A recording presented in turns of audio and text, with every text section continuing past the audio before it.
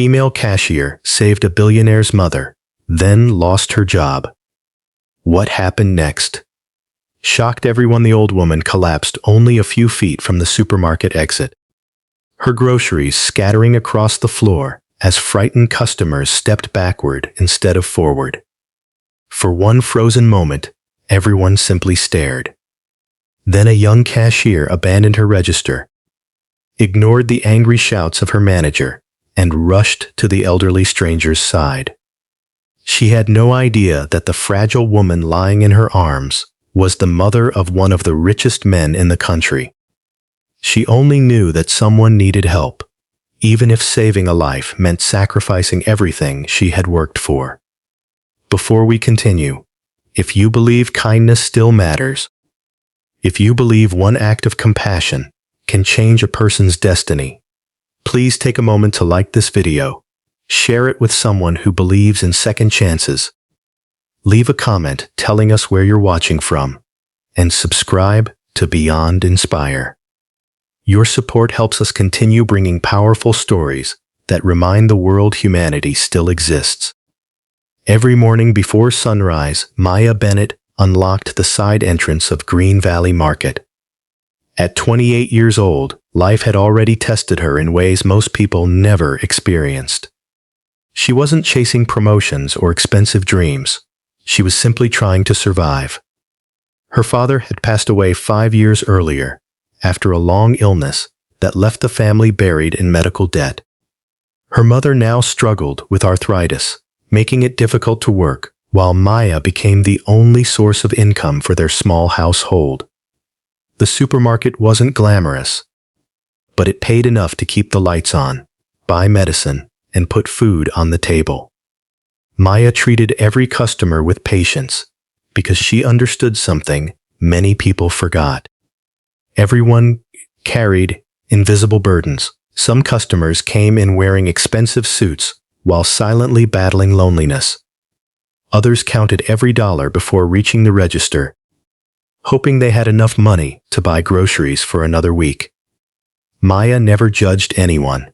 Her kindness became well known among regular customers. She remembered birthdays, asked elderly shoppers how they were feeling, helped parents carry heavy bags, and quietly paid for groceries whenever someone came up a few dollars short. She never told anyone about those small acts because she believed kindness lost its beauty the moment it became a performance. Unfortunately, not everyone shared her values. The supermarket's new manager, Derek Collins, cared only about numbers. Since arriving 3 months earlier, he transformed the workplace into an atmosphere of fear. Employees received written warnings for arriving 1 minute late.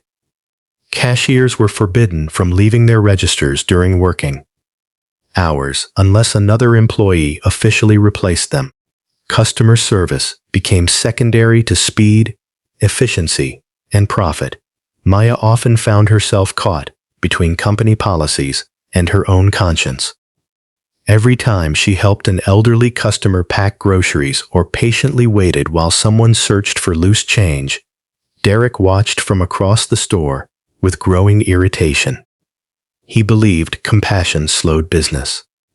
"You are here to process transactions, not build friendships," he frequently reminded his staff.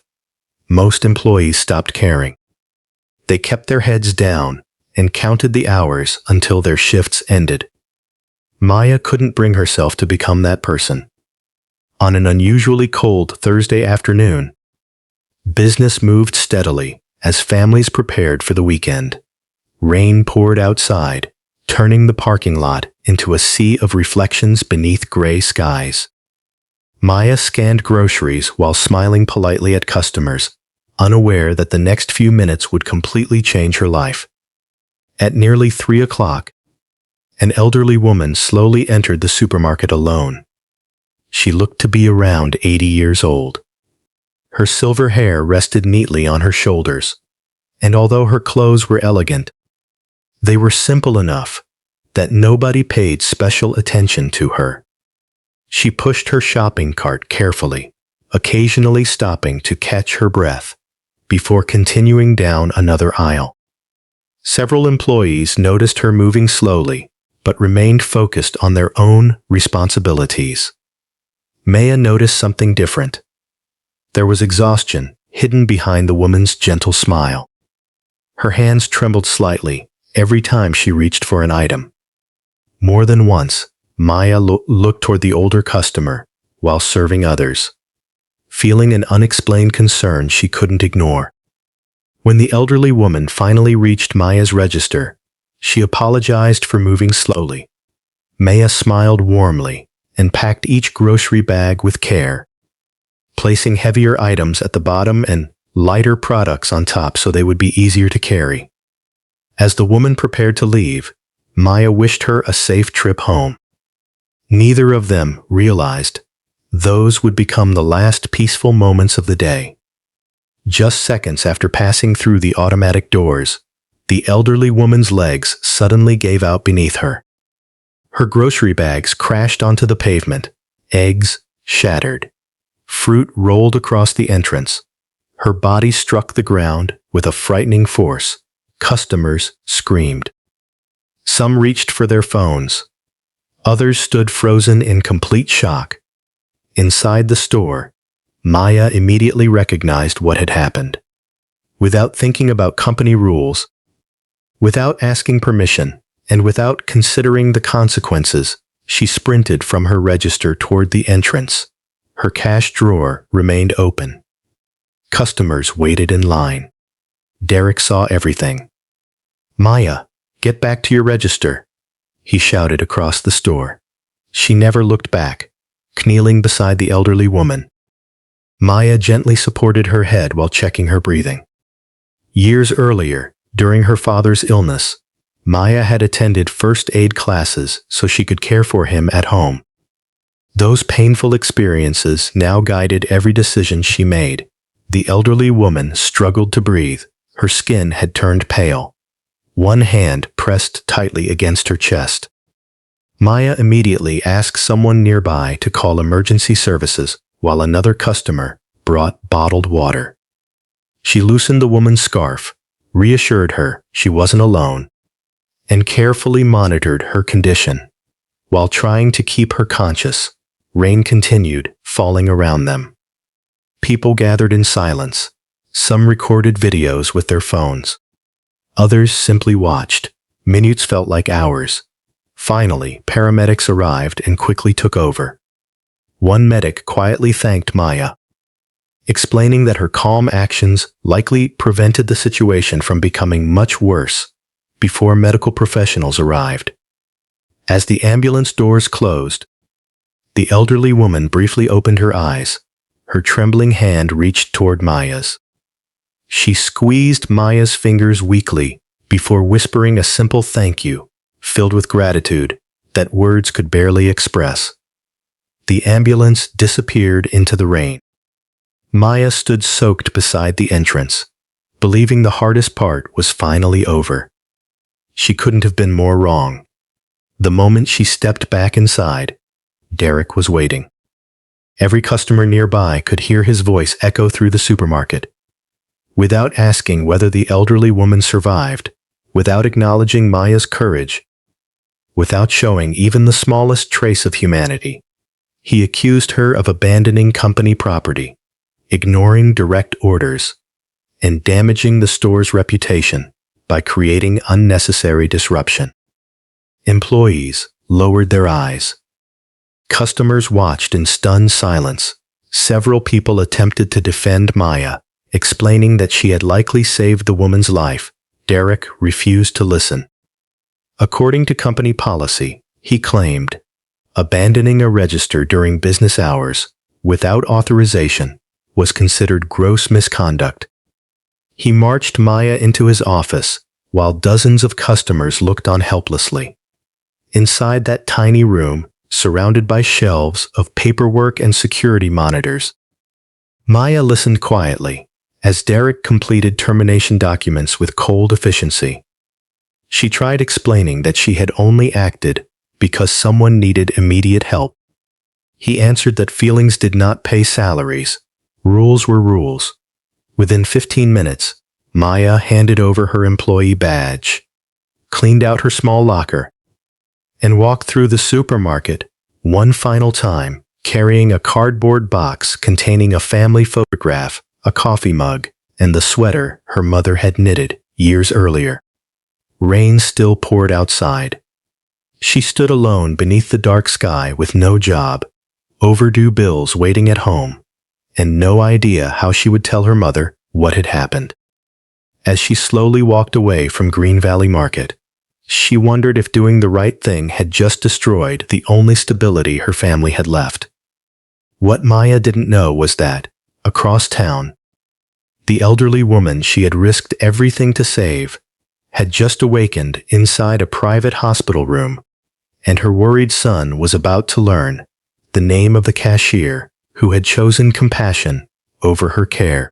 The rain had finally stopped by the time Maya reached the small apartment she shared with her mother. But the storm inside her heart had only grown stronger. She forced a smile as she stepped through the front door, hoping to hide the truth. Yet her mother immediately noticed the cardboard box in her hands. It held nothing more than a family photograph, an old coffee mug, and the sweater her mother had knitted years ago. Without asking a single question, her mother understood what had happened. Maya quietly admitted she had been fired. She explained everything, from the elderly woman's collapse to the ambulance, the manager's anger, and the decision that had cost her the only steady income they had. Her mother listened carefully before wrapping her daughter in a long embrace. She reminded Maya that jobs could be replaced, but a human life never could. Those simple words eased some of Maya's pain, but they couldn't erase the fear of overdue bills, rent, and medical expenses waiting around the corner. That night, while her mother slept, Maya sat beside the kitchen window, filling out online job applications until sunrise. Every application ended with the same silent prayer, that someone would give her another chance.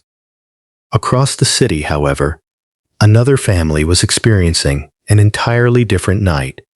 Inside one of the most luxurious hospitals in the country, the elderly woman slowly regained consciousness. Machines quietly monitored her heartbeat, while doctors assured her that she was no longer in danger. Sitting beside her bed was her only son, Ethan Carter, a billionaire whose name appeared regularly on magazine covers and business news. To the world, he was one of the country's most successful entrepreneurs. But at that moment, none of his wealth mattered. He was simply a frightened son, grateful that his mother was still alive. When the doctors explained that an ordinary supermarket cashier had recognized the emergency and kept his mother conscious until paramedics arrived, Ethan felt a wave of gratitude. Then his mother quietly added something that completely changed the expression on his face. She told him the young woman had lost her job because she chose to save a stranger instead of obeying her manager. The room became silent. Ethan looked at his mother, hoping she had misunderstood. She hadn't. She described Maya's kindness in remarkable detail. She remembered the calm voice encouraging her to keep breathing, the reassuring hand holding hers, and the determination in the young woman's eyes despite the chaos surrounding them. Even through her pain, she remembered hearing an angry man shouting for the cashier to return to work. That single detail stayed with Ethan. He stood up, thanked the doctors, and immediately instructed his executive assistant to discover everything about the young woman who had saved his mother's life. Within hours, his team began collecting information.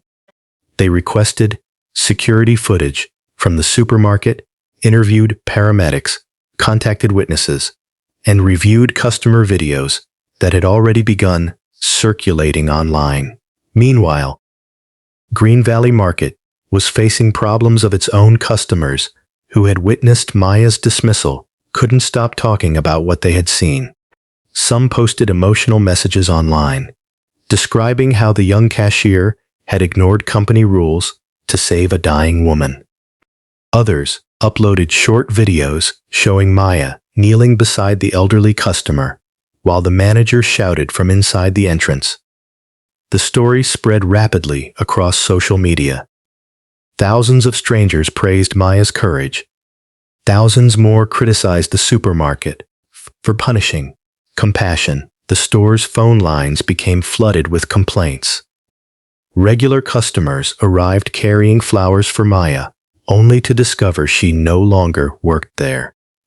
Several left their shopping carts in the middle of the aisles and walked out without buying anything. Employees whispered among themselves, wondering how long the growing controversy would continue.